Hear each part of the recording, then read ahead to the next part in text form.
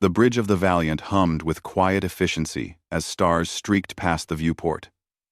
Commander Jake Morrison stood with his arms crossed, watching the endless expanse of space.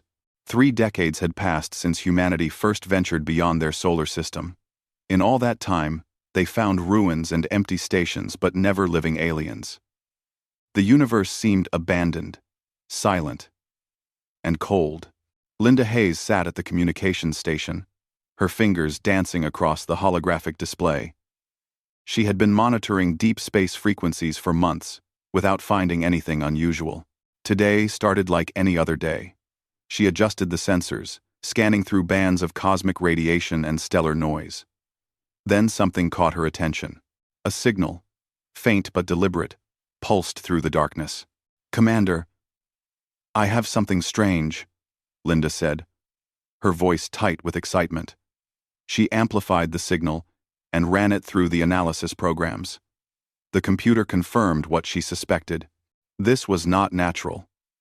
Someone was broadcasting, and they were using mathematical sequences that could only come from intelligent life. Jake moved to her station immediately. "Show me," he commanded. The main screen displayed the waveform, a complex pattern that repeated every 17 seconds. Embedded within the noise were prime numbers, geometric ratios, and other universal constants.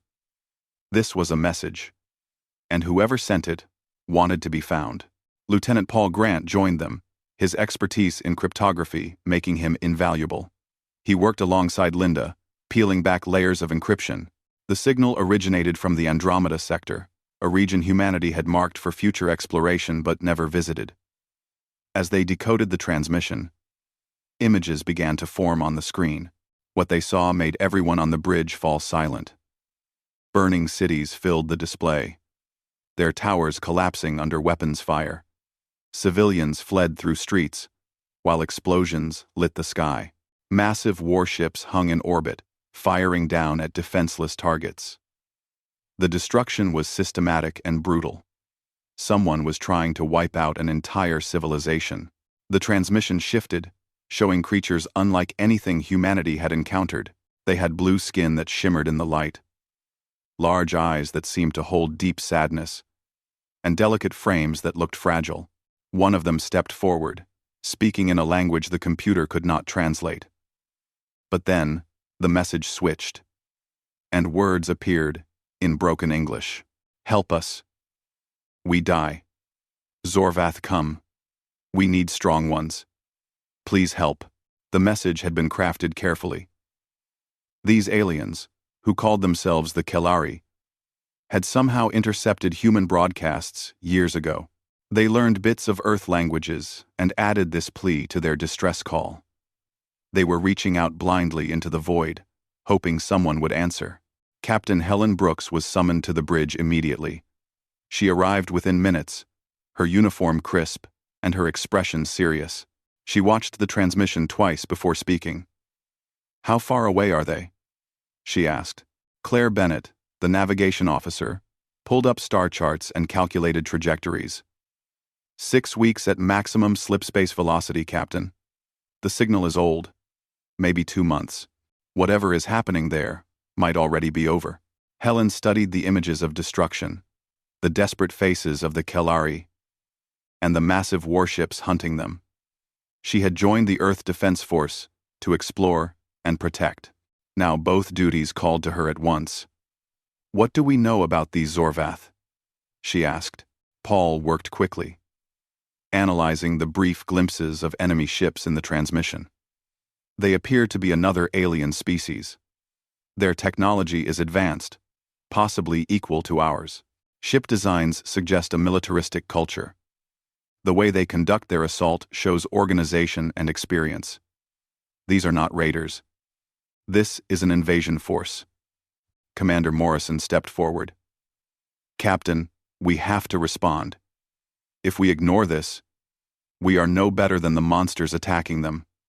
The Kellery reached out for help. "Someone has to answer." Chief Engineer Danny Cole shook his head. "We know nothing about the military strength of either side. We could be flying into a war that will destroy us."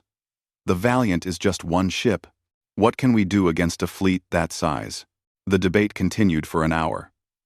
Some argued for caution, others for action. Helen listened to every voice, weighing the risks against her conscience. Finally, she made her decision. We investigate. Linda, send a message back to Earth Command with everything we have learned. Include the full transmission and our analysis. If this threat is real, humanity needs to know. She turned to the helm officer. Set course for the Kellari homeworld. Maximum speed. We need to see what is happening with our own eyes. The Valiant's engines roared to life, and the ship jumped into slipspace, tearing through the fabric of reality, toward a distant cry for help. As they traveled, the crew prepared for the worst. Jake organized combat drills and reviewed tactical data. Danny pushed the engines beyond their normal limits, squeezing every bit of speed from the ship. Paul continued analyzing the transmission, finding more details with each pass. Linda discovered something troubling. The Kellari signal mentioned the Zorvath Dominion, as if it were a known threat. She searched through the fragments of alien data they had collected over the years from abandoned stations. Deep in the archives, she found references to the Dominion. They were conquerors who had subjugated multiple worlds. Their empire stretched across several star systems, built on the broken backs of weaker species.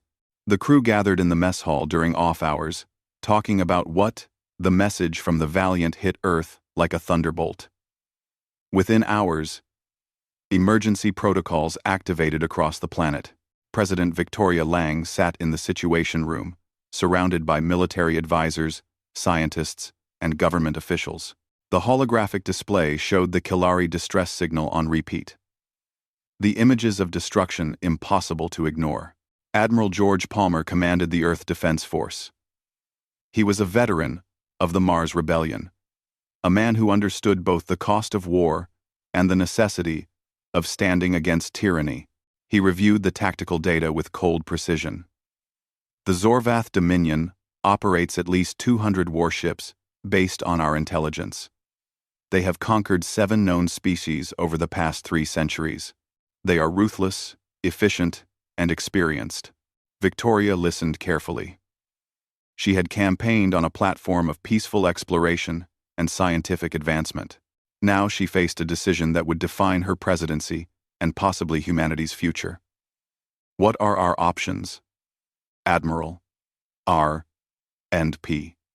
Madrigal. Our options. George pulled up fleet readiness reports.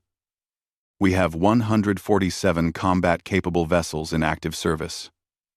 Another 80 in various stages of construction. If we mobilize every shipyard and work around the clock, we could have 200 warships ready in 6 weeks. But, Madam President, we have never fought an actual war in space. We have simulations and training, but no real combat experience. Dr. Alan Foster, the leading xenobiologist, interrupted. I have analyzed the biological data from the transmission. The Kellari are a low-gravity species. Their bone density is roughly 1/3 of human levels.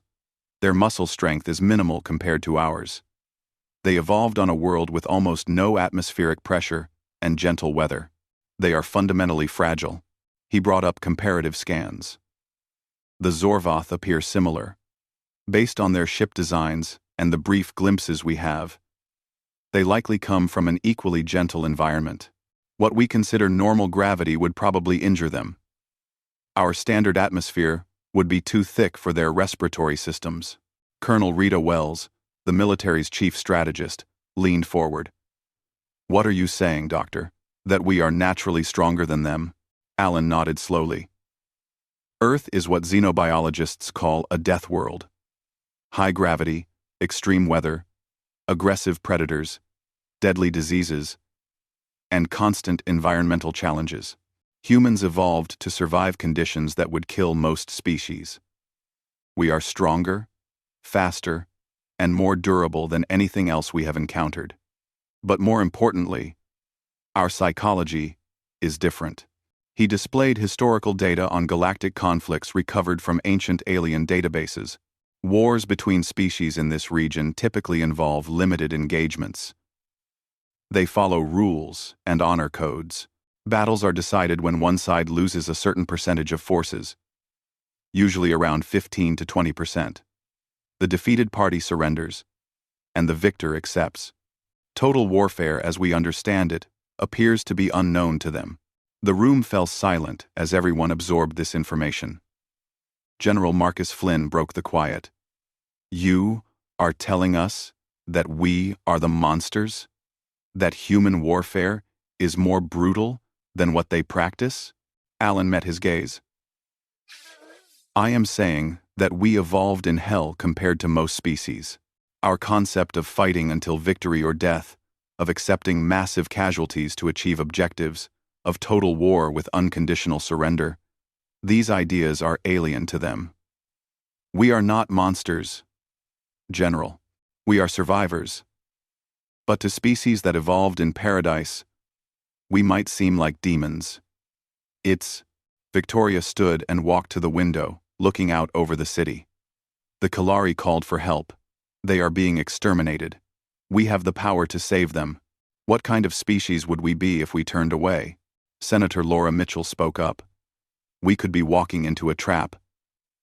We know nothing about galactic politics. Maybe the Kalari are the aggressors, and the Zorvath are defending themselves." Admiral Palmer shook his head. "The transmission shows civilian targets being bombed, refugee ships being hunted. This is not a defensive operation. This is genocide. Whatever political situation led to this war, what is happening now is wrong." Victoria made her decision.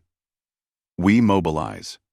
Admiral Palmer, you have full authorization to assemble the largest fleet humanity can muster.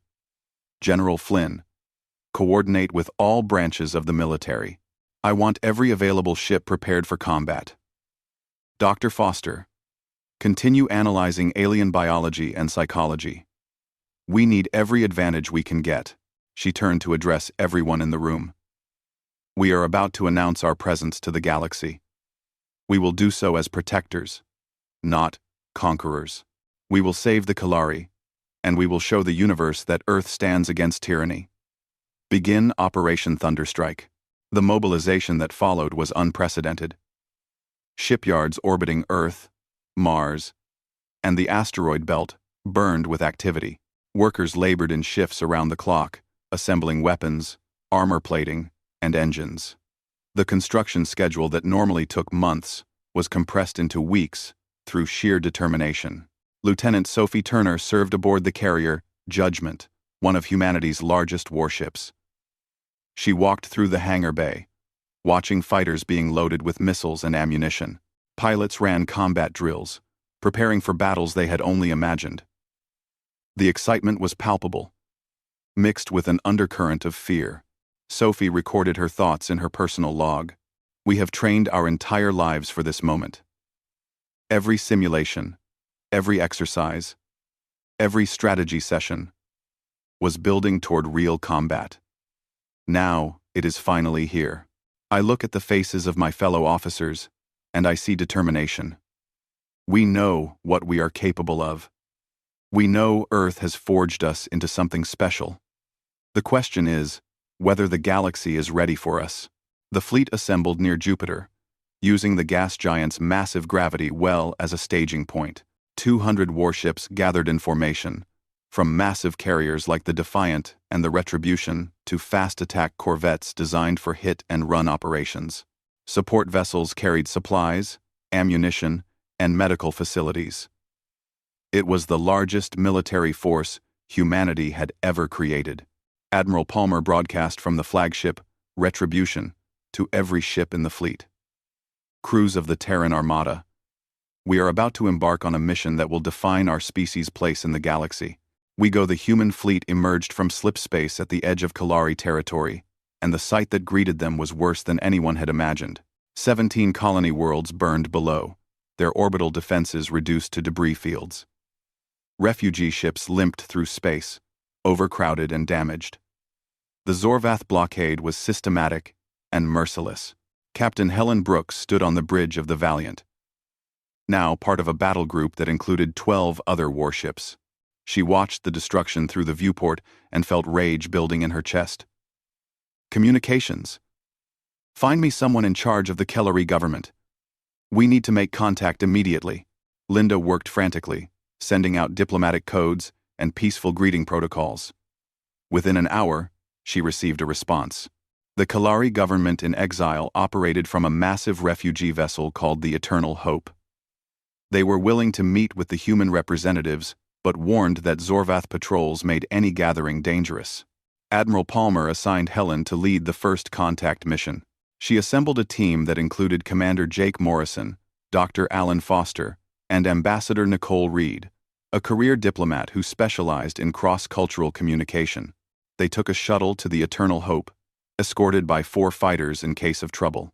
The Eternal Hope was unlike any ship humans had built. Its design was elegant, almost artistic, with sweeping curves and bioluminescent panels. But the beauty was marred by scorch marks and hasty repairs. The vessel was meant to be a passenger liner, not a warship or refugee carrier. It was packed far beyond capacity. When Helen and her team boarded, they were struck by the atmosphere of despair. Kellery filled every corridor, sitting against walls or lying on makeshift beds. Children clung to their parents. The injured lay in medical bays that overflowed into adjacent rooms. The smell of fear and exhaustion hung in the air. High Counselor Thren met them in a conference room that had been converted from a dining hall. The Kellery leader was tall and thin, with shimmering blue skin that seemed to glow faintly. Large eyes dominated a face that looked almost childlike in its gentleness. Those eyes carried immeasurable sorrow. Through translation software that Alan quickly set up, Thren spoke. You came. We sent our plea into the darkness, hoping someone would hear. We did not believe anyone would answer. Nicole stepped forward, her diplomatic training taking over. We are representatives of humanity, from the planet Earth. We received your distress signal and came as quickly as possible. Tell us what happened here. Thren's voice was soft, musical even through the translator. The Zorvath Dominion sent envoys to our world 3 years ago. They demanded we submit to their rule, join their empire as a vassal state. We refused. We are a peaceful people, but we value our freedom. They said they would return, and we would regret our choice. The Kellery leader brought up holographic images showing the beginning of the war. They came with 200 warships. They destroyed our defense satellites in the first hour. We had 30 ships protecting our homeworld. We thought it would be enough to hold them until we could negotiate. We were wrong. They did not want negotiation. They wanted obedience or extermination. Major Kevin Price, the military analyst on Helen's team, watched the battle recordings carefully. What he saw shocked him. The Kellery ships fought bravely, but withdrew after losing just 4 vessels. The Zorvath, having lost 6 ships, claimed victory and demanded immediate surrender. When the Kellery government refused, the bombardment began. Wait, Kevin interrupted. You withdrew after losing 4 ships out of 30? Your fleet was still capable of fighting. Crews. Thren looked confused. We lost 13% of our forces. That is a catastrophic defeat. To continue fighting would have been suicide. The Zorvath had proven their strength. We tried to negotiate terms of surrender, but they refused. They wanted complete submission, and when we would not give it, they began destroying our cities. Alan realized what he was seeing. This is how galactic warfare works. Limited engagements, predetermined thresholds for victory. You fight until one side reaches an acceptable loss rate, then the defeated party surrenders. Except the Zorvath changed the rules. Thren nodded sadly. They have broken every convention of civilized warfare. They target civilians. They destroy hospitals and schools. They hunt refugee ships. This is not how wars are fought. This is madness. Jake exchanged glances with Helen. They both understood the terrible truth. What the Kellery called madness, humanity called normal. Earth's history was filled with wars that continued until one side was completely destroyed. The concept of fighting to the last soldier was not foreign to humans. It was expected. Nicole tried to keep the conversation diplomatic. "We have brought a fleet to help you. 200 warships with more on the way if needed. But we need to understand how galactic conflicts work. Tell us about the rules of war here," Thren explained patiently. Wars between civilized species followed strict guidelines. Battles occurred in designated zones. Civilian targets were off-limits. Surrender was always accepted. Once a side lost 15 to 20% of their forces in a single engagement, they withdrew and sought terms. Total warfare, the complete destruction of an enemy, was considered barbaric and primitive. "No one fights to annihilation," Thren said. "The cost is too high. Better to lose with honor than to sacrifice everything for victory. That is the civilized way." "Everything?" Adazar, Alan asked about Earth's history, curious how the Kelleri would react. He described basic human conflicts, mentioning casualty figures casually.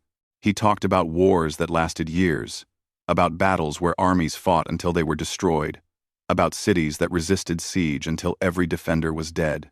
The Kelleri in the room recoiled in horror. Thren's face showed pure terror. "Your people fight like that? You accept such losses? You continue even when victory means mutual destruction?" Nicole tried to soften the impact. "Our world was harsh. We had to be strong to survive. But we learned to value life and peace. We are not here as conquerors. We came to help you against the Zorvath." Thren looked at the humans with new eyes, seeing them not just as saviors, but as something dangerous. "The Zorvath are monsters who broke the rules of war. But you are something else entirely. You do not know the rules because you never needed them. You come from a world where survival meant fighting without limits." Helen spoke firmly. "We are here to protect the innocent. The Zorvath are committing genocide. Will you accept our help or not?" The Kelleri counselor was silent for a long moment. Finally, he nodded. "We accept. We have no choice. But I fear we have called forth something we do not understand. You are the strong ones we prayed for. But what happens when the Zorvath are defeated? Will you leave us in peace, or will we simply have new masters?" Jake answered with conviction. "We fight for freedom, not conquest. When this war is over, your people will govern yourselves. You have my word as an officer of the Earth Defense Force." The Zorvath fleet detected the human armada long before contact. Their sensors showed 200 unknown vessels approaching at high speed. The Dominion commander, Warlord Kethis, studied the readings from his flagship, the Crimson Fang. He had conquered 6 species and never encountered serious resistance. These newcomers would learn to fear the Dominion, just like all the others. Kethis sent a standard challenge, a formal declaration transmitted across all frequencies. It outlined the terms of engagement, the boundaries of the combat zone, and the expected protocols for surrender. He anticipated the unknown fleet would either retreat or negotiate. No one was foolish enough to fight the Dominion's 80 warships without hesitation. Aboard the Retribution, Admiral Palmer read the Zorvath message and smiled coldly. "They want rules and boundaries. They expect us to fight like everyone else in this galaxy." He opened a channel to every ship in the human fleet. "All vessels. This is Admiral Palmer. The enemy expects a limited engagement with civilized rules. They are about to learn that Earth does not play by those rules. Weapons free. Destroy them all." The human fleet surged forward, their engines burning at maximum thrust. The Zorvath watched in confusion as the enemy vessels accelerated far beyond safe speeds. Human ships could handle extreme forces because their crews had evolved in crushing gravity. What would injure or kill a Kelleri or Zorvath was merely uncomfortable for humans. Captain Lisa Morgan commanded the destroyer Havoc. a sleek warship designed for close-quarters combat. She drove her ship directly into the Zorvath formation, ignoring weapons fire that splashed against her shields. The Zorvath had grown accustomed to enemies who maintained safe distances, who valued preservation over aggression. Lisa and her crew valued victory. All batteries, fire at will, Lisa commanded. The Havoc's railguns opened up, sending solid projectiles through space at incredible velocities. The first Zorvath cruiser never saw it coming. The kinetic rounds punched through shields designed to deflect energy weapons. The alien ship broke apart, atmosphere venting into space along with its crew. The Zorvath fleet tried to reorganize, to establish defensive positions, but the human ships were everywhere, moving in 3 dimensions with a fluidity that seemed impossible. Pilot Jake Harrison led a squadron of fighters through the enemy formation, his craft dancing between capital ships and unleashing missiles at point-blank range. Jake had trained in Earth's atmosphere, fighting against gravity that tried to crush him every second. Space combat was easy by comparison. He pulled maneuvers that would have killed any other species, his body enduring forces that would liquefy Kelari or Zorvath pilots. His squadron destroyed 4 Zorvath destroyers in the first 10 minutes of combat. Warlord Keithus realized with growing horror that his fleet was being slaughtered. He had lost 15 ships already, nearly 20% of his force. By all civilized standards, he should withdraw and seek terms. He broadcast a surrender offer, expecting the enemy to accept, as was tradition. Admiral Palmer received the message, and his response was immediate. Surrender is not accepted. You came here to exterminate the Kelari. Now, you will be exterminated. Continue the attack. The Zorvath could not comprehend what they were hearing. Civilized species always accepted surrender. It was the foundation of galactic warfare, the principle that prevented conflicts from becoming genocide. These humans were rejecting the most basic rule of engagement. Commander Elizabeth Hunt commanded the assault carrier Freedom, leading a battle group that included 6 heavy cruisers. She watched her tactical display as Zorvath ships tried desperately to retreat. All ships, pursue and destroy. No survivors. No mercy. The carrier's fighters swept through the battlefield like predators. They hunted down fleeing vessels and destroyed them one by one. The Zorvath crews abandoned their ships in escape pods, expecting to be rescued as prisoners of war. Instead, human ships targeted the pods. In space, no one could hear them scream. Warlord Kethis watched his fleet die around him. The Crimson Fang was one of the last ships still fighting. He had lost 53 vessels, over 60% casualties. This was a catastrophe beyond imagination. He broadcast again, this time begging for mercy, offering unconditional surrender and personal submission. Palmer's voice came back cold and emotionless. You showed no mercy to the Kelari. You bombed their cities and hunted their children. Now you face justice. Today the Dominion learns what it means to fight a Deathworld species. The retribution closed on the Crimson Fang, weapons charging. The Zorvath flagship tried to flee, but human ships surrounded it. Multiple cruisers opened fire simultaneously, overwhelming the shields through sheer volume of fire. The flagship's hull cracked open, explosions blossoming along its length.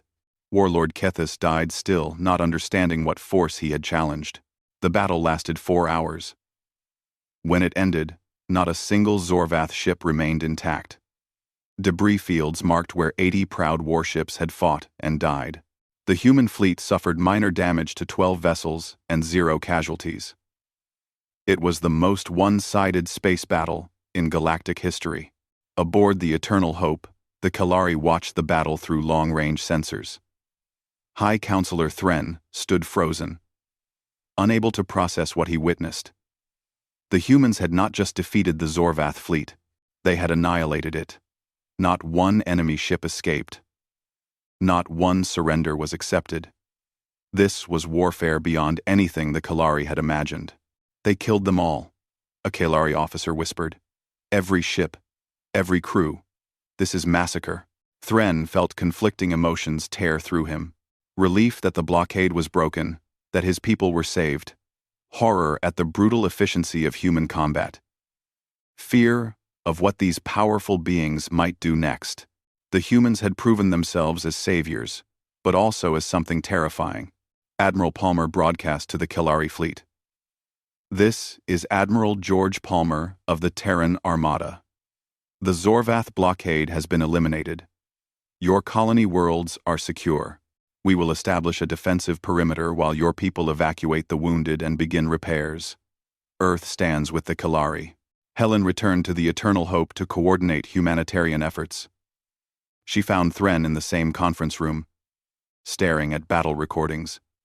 The Kelari leader looked up at her, with eyes full of complex emotions. You saved us, Thren said quietly. But the way you fight, it is so brutal, so absolute. Do you feel nothing for the Zorvath crews who died? Helen considered her answer carefully. They came to exterminate your people. They bombed civilians and hunted refugees. We stopped them permanently. On Earth, we learned that some threats cannot be reasoned with. They must be destroyed completely, or they return to hurt innocents again. Thren shook his head slowly. The galaxy will never be the same. Word of this battle will spread. Every species will know that humans do not follow the old rules. Some will see you as heroes. Others will see you as monsters. Which are you? Helen met his gaze steadily. We are what Earth made us. Survivors. Protectors. We fight to defend those who cannot defend themselves. If that makes us monsters to some, then so be it. Better to be feared and save lives than to be loved and watch innocents die. The Kelari counselor wanted to argue. To explain news of the fleet's destruction reached the Zorvath homeworld within days. The Emperor, ancient and proud, refused to believe the initial reports. 80 warships annihilated in 4 hours with no survivors? It was impossible. His advisors must be exaggerating a defeat to cover their incompetence.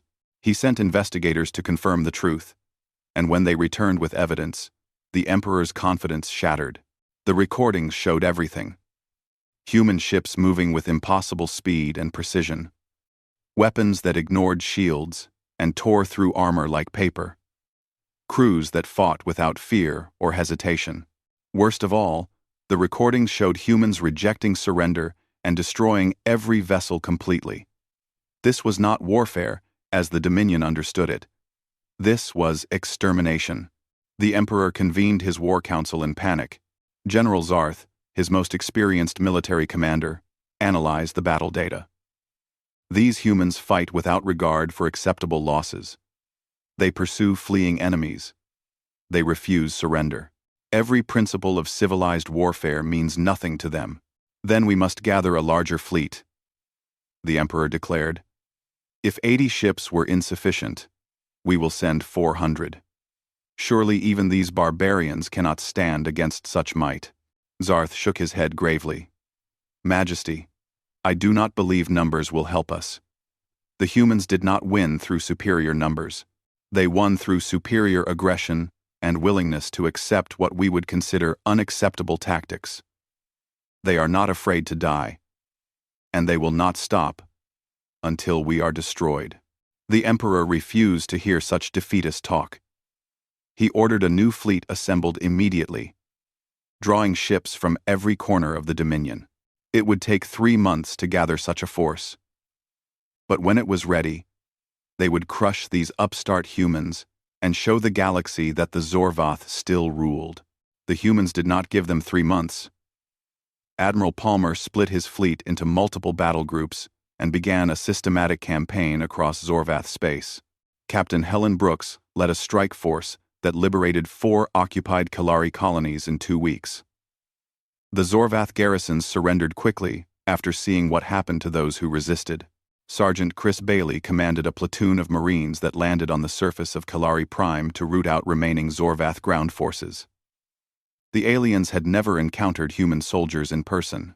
When Chris and his unit moved through the ruins of a bombed city, Zorvath troops attempted to establish defensive positions. The Zorvath were shocked by what they faced. Human soldiers wore armor that made them look like walking tanks. They moved through toxic air without breathing equipment because Earth's atmosphere had prepared their lungs for anything. They operated for days without rest. Their endurance far beyond what any Zorvath could manage. Chris led his squad in clearing a fortified building. The Zorvath inside had excellent defensive positions and heavy weapons.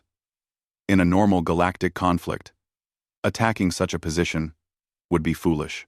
Chris simply called in artillery, waited for the building to stop shaking, then walked through the rubble. The Zorvath survivors surrendered immediately, terrified by humans who shrugged off wounds that would kill any other species.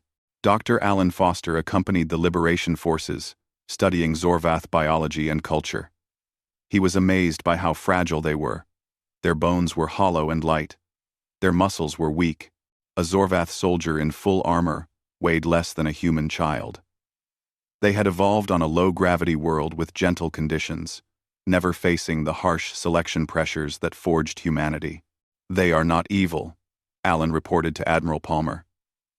They are simply used to being the strongest species they encountered. They built an empire on intimidation and limited warfare. Now they face a species that is stronger, more durable, and infinitely more aggressive. They literally cannot comprehend what we are. The human advance continued relentlessly. Every Zorvath fleet that engaged was destroyed. Every occupied world was liberated. The Dominion's vassal species saw their opportunity and rebelled, throwing off their chains while the Zorvath military collapsed. Within 3 months, the empire that had stood for 3 centuries was crumbling. Commander Jake Morrison led a battle group to the Zorvath homeworld itself. 100 human warships entered the system and found it defended by 200 Zorvath vessels. The Emperor's last stand. The Zorvath fleet formed a defensive sphere around their planet, determined to protect their home at any cost. Jake opened a communication channel. Zorvath Fleet. This is Commander Jake Morrison of the Earth Defense Force. You are ordered to stand down and surrender immediately. If you refuse, we will destroy you, and then demand surrender from your government. Choose wisely. The Zorvath Admiral responded with defiance. We are the Dominion. We do not surrender to primitives. We will defend our home, with every ship and every life, if necessary. Jake sighed. Then you have chosen extinction. He gave the order to attack, and the human fleet surged forward. The battle was more fierce than previous engagements because the Zorvath were fighting for their homeworld. They fought with desperation, throwing their ships into suicidal attacks. It made no difference. Human ships tore through the defensive formation like sharks through schools of fish. Captain Lisa Morgan's destroyer Havoc accounted for 11 kills personally. The Zorvath ships exploded one after another, their crews dying for an empire that had already lost. After 6 hours, only debris remained of the defensive fleet. Jake broadcast directly to the planet below. Emperor of the Zorvath Dominion, your fleet is destroyed. Your empire is broken. You have 1 hour to surrender unconditionally, or we will begin orbital bombardment. We do not bluff. We do not negotiate. We will turn your cities to ash, just as you did to the Kalari. Choose now. The Emperor sat on his throne, surrounded by empty halls. His advisors had fled. His military had been annihilated. His vassal species had rebelled. Everything he had built was gone, destroyed by beings from a world he had never heard of until 3 months ago. He thought about resisting, about dying with honor. Then he thought about his people, the civilians who had not chosen this war. The surrender broadcast went out across all channels. The Emperor of the Zorvath Dominion begged for mercy. He offered unconditional surrender, full reparations to the Kelleri, and submission to any terms humanity demanded. His voice shook as he spoke, the proud ruler reduced to a desperate supplicant. Admiral Palmer received the surrender and consulted with Earth Command. President Victoria Lang made the final decision. We are not conquerors. We came to stop genocide, not to build an empire. Accept the surrender, but demand the following terms. All occupied territories are to be freed immediately. War criminals, including the Emperor, will face trial. The Dominion's military will be reduced to a defensive force only, and they will pay reparations to the Kalari for 3 generations. The terms were transmitted, and the Zorvath accepted without argument. They had no choice. Their military was destroyed, their economy shattered, their reputation ruined. They agreed to everything humanity demanded, because the alternative was extinction. Helen returned to the Eternal Hope to inform the Kalari that the war was over. She found Thren watching the surrender broadcast, tears streaming down his blue face. The Kalari leader looked at her with overwhelming gratitude mixed with lingering fear. "You saved my people," Thren said. "The Zorvath Empire is broken. Worlds they conquered are free. You have changed the galaxy forever." He paused, struggling for words. "But I am frightened of what comes next. You are so powerful, so unstoppable. What prevents you from becoming the next Dominion?" Helen sat across from him, her expression serious. "Our values prevent it. On Earth, we fought against tyranny for thousands of years. We learned that freedom is precious, and that power must be tempered with responsibility.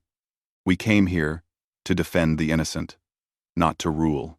When this is finished, we will return to Earth space and leave you to govern yourselves." Thren wanted to believe her, but history had taught him that powerful species rarely kept such promises. And if another threat emerges? If someone worse than the Zorvath attacks us? Will you come again? Helen smiled slightly. "That depends. Will you become our friends? Our allies?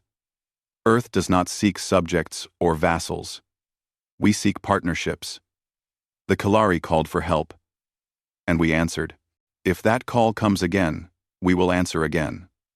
But this time, you will know who to call. The Kalari counselor understood. Humanity was offering protection in exchange for friendship, not servitude. It was a new type of relationship in galactic politics, one based on mutual respect rather than dominance. He extended his hand in the human gesture of agreement that he had learned. "Then, the Kalari accept your friendship. We will be your allies, your partners in this new galaxy you have created." News of the Dominion's fall spread across known space. Species that had lived in fear suddenly found themselves free. But they also learned about humanity, about the Deathworlders who fought without limits and showed no mercy to those who targeted innocents. Some species reached out in friendship. Others withdrew in fear. All understood that the galaxy's balance of power had fundamentally shifted. Aboard the Retribution, Admiral Palmer received new orders from Earth Command. The fleet was to establish permanent diplomatic relations with the Kalari and other freed species. A second fleet was being assembled to patrol this region and prevent future conflicts. Humanity was not withdrawing. They were staying to ensure the peace they had won. The war had lasted 6 months from first battle to final surrender, but its effects would echo through generations. The Zorvath Dominion was reduced to a single world, its conquests liberated, its military neutered. The Kalari began rebuilding their shattered colonies with human assistance. Other species cautiously approached Earth, seeking alliances or at least non-aggression pacts. 6 months after the war ended, Ambassador Nicole Reed sat in a conference chamber on a neutral space station, facing representatives from 17 different species. This was the first Galactic Assembly, a gathering called to establish new rules for a universe that humanity had forever changed. The atmosphere was tense with uncertainty and hope. The Kalari sent High Counselor Thren, who had become humanity's strongest advocate. The Vorin, a species formerly enslaved by the Zorvath, sent their entire ruling council. The Philoxi, an ancient race that had avoided galactic politics for millennia, emerged from isolation specifically to meet the humans. Every species wanted to understand Earth and decide how to coexist with the Deathworlders. Nicole began the assembly with carefully chosen words. Representatives of the galactic community, Humanity comes before you not as conquerors but as partners. We intervened in the Zorvath War because genocide demanded action. We seek no territory, no tribute, no subjugation. We seek only friendship and mutual cooperation. A Vorin delegate stood, his translator converting his clicks and whistles into standard galactic language. You say you seek no territory. Yet human fleets patrol 7 sectors. You say you seek no tribute. Yet the Zorvath pay reparations that pass through Earth's hands. How are you different from the Dominion? Oh, the question was fair, and Nicole had prepared for it. The fleets patrol, at the request of local governments to prevent piracy and ensure stability. The reparations go directly to the Kilari victims, with Earth simply facilitating the transfer. We maintain transparency in all operations and invite independent oversight. If any of you believe we are overstepping, please say so, and we will adjust our actions. The honesty surprised many delegates. Powerful species typically did not invite criticism or admit the possibility of error. But humans seemed genuinely committed to cooperation rather than domination. The assembly debated for hours, discussing concerns and proposing frameworks for future interaction. Dr. Alan Foster presented his research on comparative biology, explaining why humans were so different from other species. He showed the assembly recordings of Earth, its crushing gravity, violent storms, and dangerous predators. He explained how these conditions had forged humanity into survivors. We are not superior, Alan emphasized. We are simply adapted to harsher conditions. Your species evolved intelligence and culture in paradise. We evolved the same qualities in hell. Neither path is better or worse. They are simply different. But those differences mean we can offer protection, while you offer knowledge, culture, and perspective we lack. The Philoxy representative, an elderly being whose species had existed for 50,000 years, spoke with deep wisdom. We have watched civilizations rise and fall for millennia. We have seen conquerors and tyrants claim noble intentions before revealing their true nature. Young species from Earth, you have power beyond anything we have encountered. The question is not what you intend now, but what you will become in 1,000 years. Nicole met the ancient being's gaze. We cannot predict the distant future, but we can offer our history as evidence. Yes, humans fought brutal wars. Yes, we committed terrible acts against each other. But we also built societies based on justice, created art and music, explored the universe out of curiosity rather than conquest. We are capable of great violence, but also great compassion. We hope the galaxy will judge us by our actions, not just our capacity for destruction. The Assembly established the Galactic Cooperation Council, a voluntary organization where species could coordinate on trade, defense, and exploration. Humanity was given a permanent seat, but no special authority. Every species had equal voice and vote. It was an imperfect system, but it represented something new, a galaxy trying to move beyond the old patterns of dominance and submission. Back on Earth, President Victoria Lang addressed a united planetary government. The success of Operation Thunderstrike had strengthened Earth's unity, with all nations contributing to the effort and sharing in the pride of victory. But Victoria knew that maintaining that unity would be the real challenge. We have announced ourselves to the galaxy, she told the assembled leaders. Other species now know we exist, and they have seen what we can do. Some seek our friendship, others fear our power.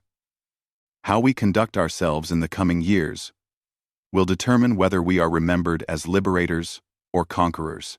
I propose the formation of the Terran Protection Fleet, a permanent military force dedicated to defending ourselves and our allies. The proposal passed with overwhelming support.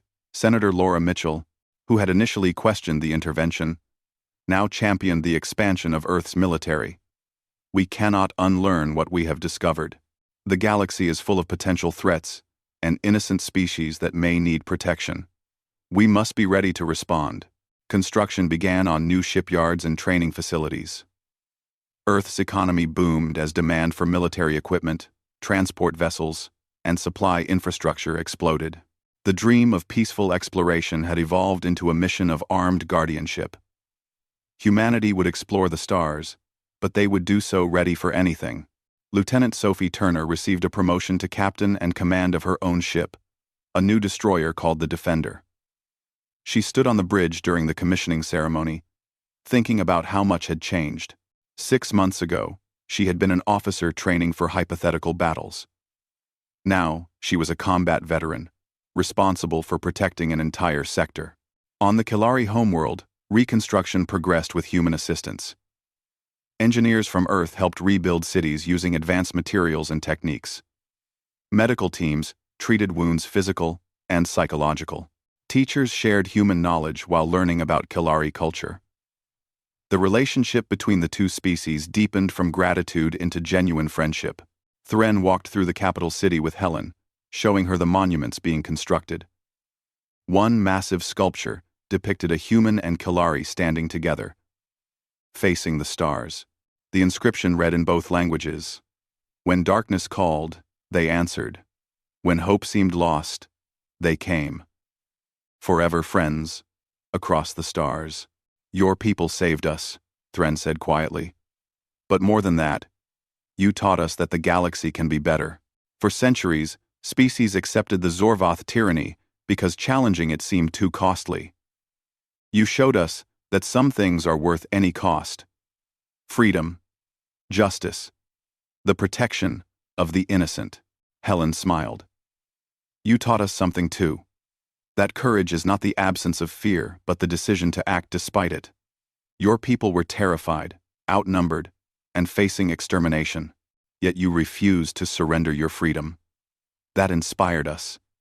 That made us fight harder. The friendship between Earth and the Kilari became a model for other species.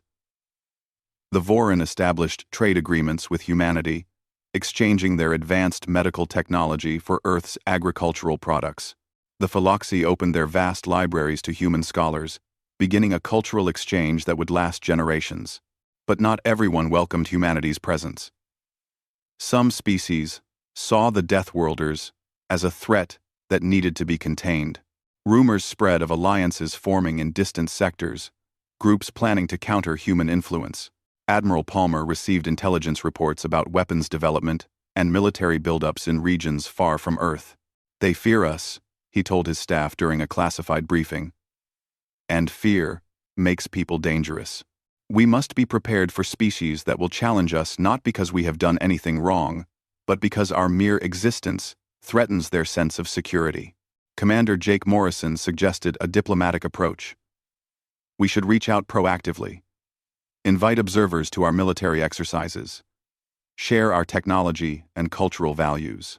Show them we are not the monsters they imagine. The suggestion was implemented.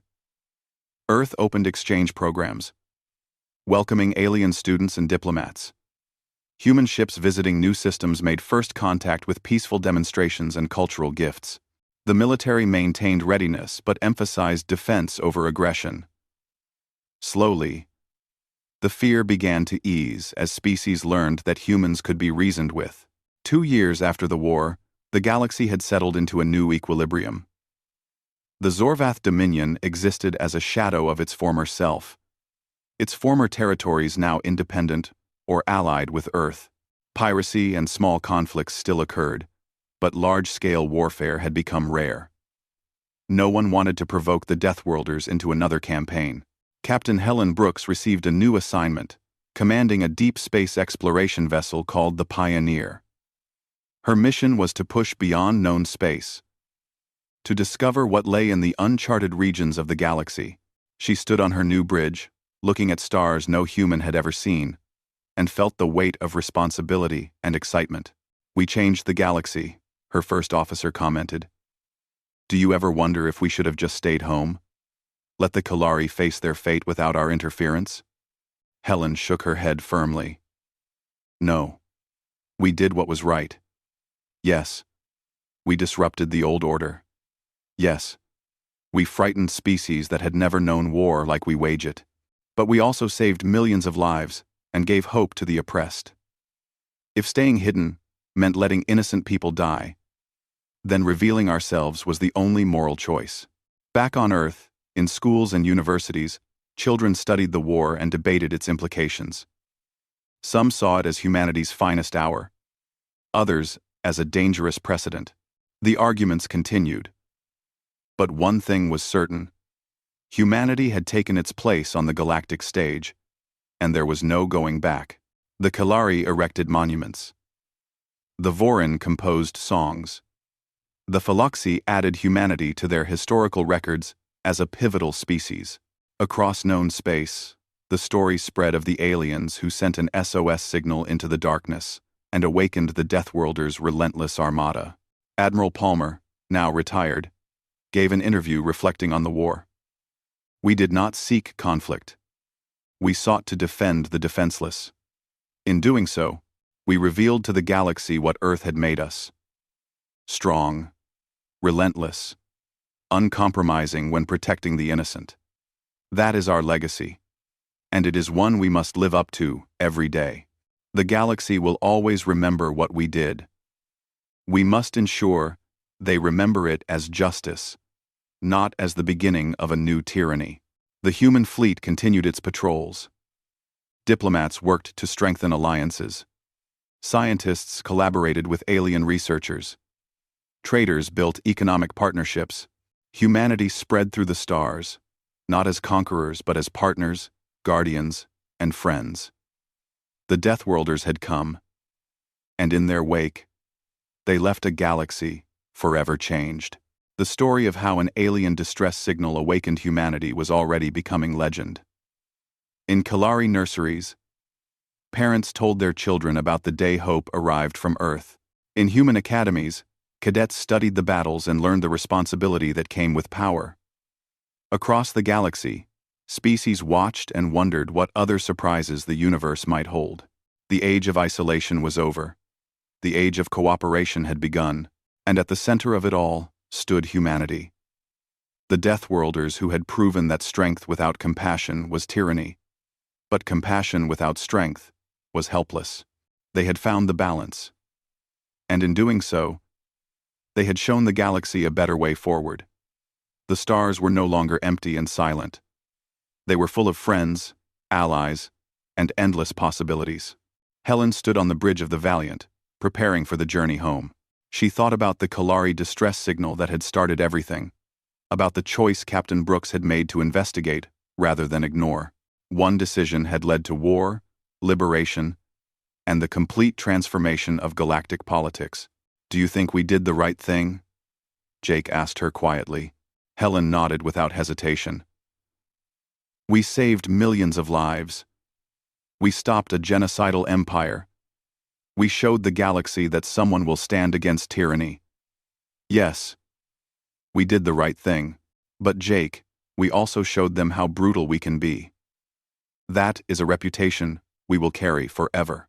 The Deathworlders had come to the galaxy, and nothing would ever be the same. There were better ways, civilized ways. But his people were alive because these Deathworlders had come. The old ways had failed against the Zorvath. Only Earth's brutal approach had worked. Across the galaxy, other civilizations intercepted recordings of the battle. The transmission spread through networks and relay stations. Species that had never heard of humanity suddenly knew their name. Analysts studied the human tactics, the refusal to accept surrender, the complete destruction of an enemy force. A new term entered the galactic lexicon, whispered with awe and fear: Deathworlders. Beings from a world so harsh that they evolved into living weapons. The Kalari had called out for help and awakened something the galaxy had never encountered. Earth's children had announced themselves, and the universe would never forget the message they sent. Challenge humanity at your own extinction. Thren wanted to believe, but doubt lingered in those large, sorrowful eyes. The humans had come from a death world, shaped by forces the Kalari could not imagine. They were powerful beyond measure, and power always carried danger. The Kalari had called for help from the darkness, and the darkness had answered. Now they would discover whether they had summoned angels or demons. Helen and her team returned to the Valiant and reported to Admiral Palmer. The Admiral listened to their account and made his decision. The fleet would engage the Zorvath blockade and break the siege. They would show the galaxy what Earth's children could do when defending the innocent. The age of gentle warfare was about to end, and the Zorvath Dominion would be the first to learn what it meant to face humanity in battle, to defend those who cannot defend themselves. We go to stand against tyranny and genocide. We carry with us the hopes of Earth and the desperate prayers of the Kalari. Show them what humanity is capable of. Show them that Earth's children do not abandon the innocent. Prepare for slipspace jump. Aten. The Armada activated their drives simultaneously, tearing holes in reality. 200 ships vanished from Jupiter's orbit, reappearing 6 weeks of travel time away. They were coming, and the Zorvath Dominion had no idea what was about to descend upon them. The Deathworlders were going to war, and the galaxy would never forget what happened next. In the Situation Room on Earth, Victoria watched the fleet disappear on the tracking screens. She whispered a prayer for their safety and success. Humanity was no longer alone in the universe, and they had chosen to announce themselves as guardians. The weight of that decision would echo through history. Might come. Some were nervous, others excited. Humanity had built warships and trained soldiers for decades, preparing for threats that never materialized. Now, they would finally face a real enemy. The question was whether they were ready. Helen stood alone in her quarters, staring at the image of the Kalari civilian frozen on her screen. The alien's eyes held such fear and desperation. She thought about Earth's history, the countless times humans fought against oppression and tyranny. Her ancestors had battled dictators and defended the innocent. Now it was her turn to uphold that legacy among the stars. The Valiant raced through the cosmos, a single ship carrying the hopes of a species that refused to ignore cries for help. Behind them, the message reached Earth, where it would spark the greatest military mobilization humanity had ever known. But Helen and her crew did not know that yet. They only knew that somewhere ahead, in the darkness between stars, innocent people were dying, and no one else was coming to save them. The age of human isolation was ending. The Deathworlders were about to announce their presence to the galaxy, and nothing would ever be the same.